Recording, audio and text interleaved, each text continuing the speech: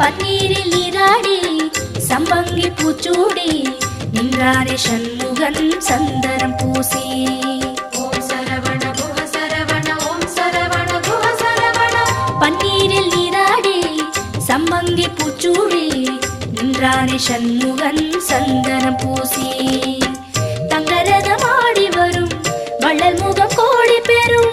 தங்கரதமாடி வரும் வள்ளல் முகம் கோடி பெறும். வள்ளல் கரத்தாலே வாழ்வு வரும். குஹன் என்றாலே சுகம் என்றாகும். குஹன் என்றாலே சுகம் என்றாகும். பழனி மலையில் பழகும் உறவில் பாசம் பிறக்கும்.